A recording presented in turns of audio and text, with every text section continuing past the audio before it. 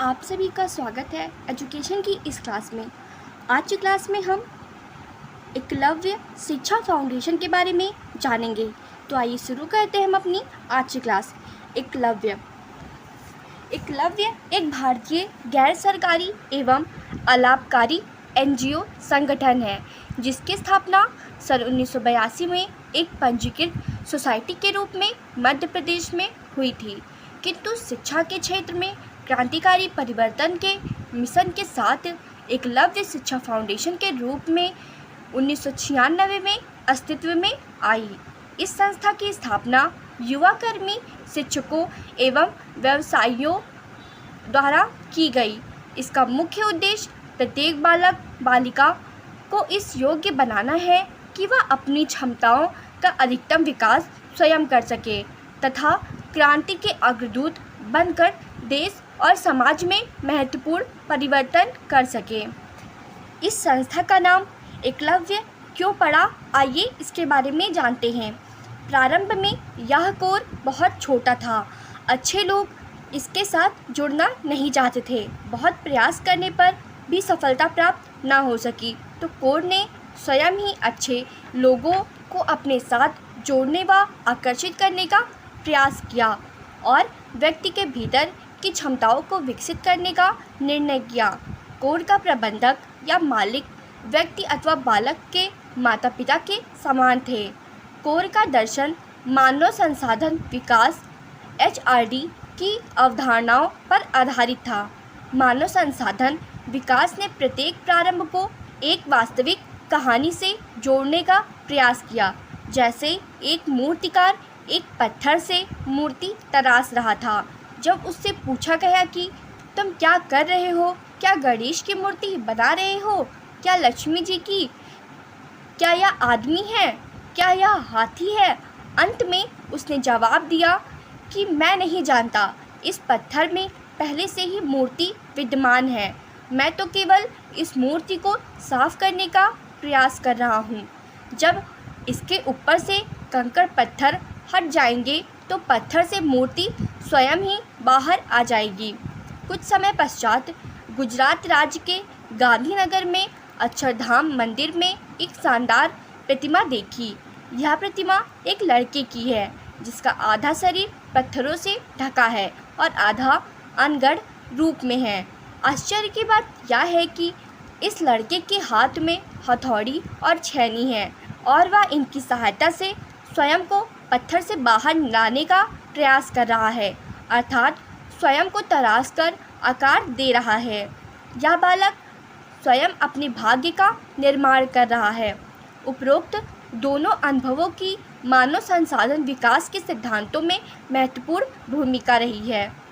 अभी तक बालकों के विकास में अनावश्यक तथ्यों एवं आदतों में परिवर्तन पर बल दिया जाता था, लेकिन अब इस विचारधारा का विकास हो रहा है कि प्रत्येक बालक या व्यक्ति अपने विकास के लिए स्वयं उत्तरदायी है।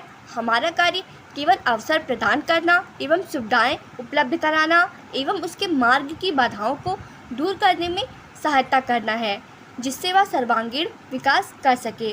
कोर ने इसका एकलव्य नामकरण महाभारत के एक पात्र एकलव्य के नाम पर किया।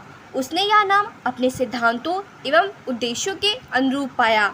महाभारत ग्रंथ के अंतर्गत एकलव्य भील जाति का एक बालक था जो जंगलों में रहता था। उसकी धनुर्विद्या सीखने की प्रबल इच्छा थी।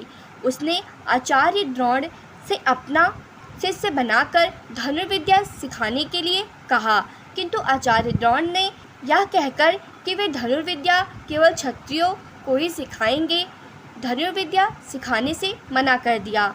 निराश होकर एकलव्य ने एक जंगल में आचार्य द्रोण की एक मूर्ति बनाई और उससे अपना गुरु मानकर धनुर्विद्या का अभ्यास करना प्रारंभ कर दिया। निरंतर अभ्यास एवं दृढ़ संकल्प के कारण एक दिन वह अर्जुन, जो आचार्य द्रोण के प्रिय शिष्य थे, उससे अच्छा धनुर्धारी बन गया। इतना ही नहीं, गुरु द्वारा मांगी गई गुरु दक्षिणा में अपने दाहिने हाथ का अंगूठा भी काटकर दे दिया। यद्यपि एकलव्य गुरु के विद्यालय में प्रवेश पाने में असमर्थ रहा, फिर भी उसने उनका प्रिय बनने का प्रयास किया और उन्हें अपना गुरु मानकर विद्याभ्यास करता रहा। उसकी इसी भावना ने उसमें कुशलता का विकास किया और उसे सर्वश्रेष्ठ बनाया।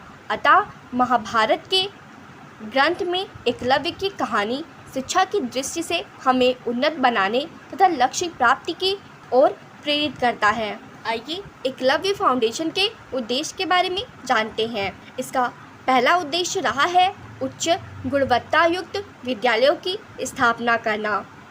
दूसरा उद्देश्य है आवश्यकताओं के अनुरूप सभी बच्चों के लिए सार्थक शिक्षा की व्यवस्था करना। अगला उद्देश्य है सार्थक शिक्षा के माध्यम से सामाजिक परिवर्तन पर बल। चौथा उद्देश्य है शिक्षा प्रणाली एवं शिक्षकों की भूमिका को पुनः परिभाषित करना।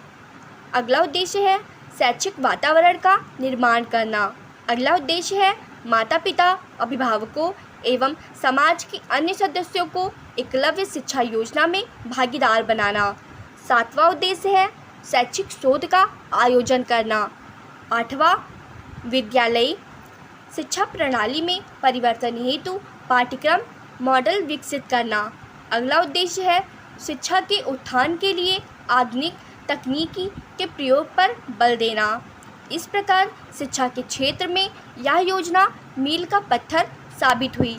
शिक्षा के क्षेत्र में समुदाय को भागीदारी बढ़ाने, उच्च गुणवत्ता युक्त विद्यालय की स्थापना, पुस्तकालयों की स्थापना, शिक्षक प्रशिक्षण, शिक्षण की व्यवहारिक विधियों में परिवर्तन, पाठ्यक्रम निर्माण, अनुसंधान सामग्री विकास इत्यादि क्षेत्रों में महत्वपूर्ण कार्य किए हैं।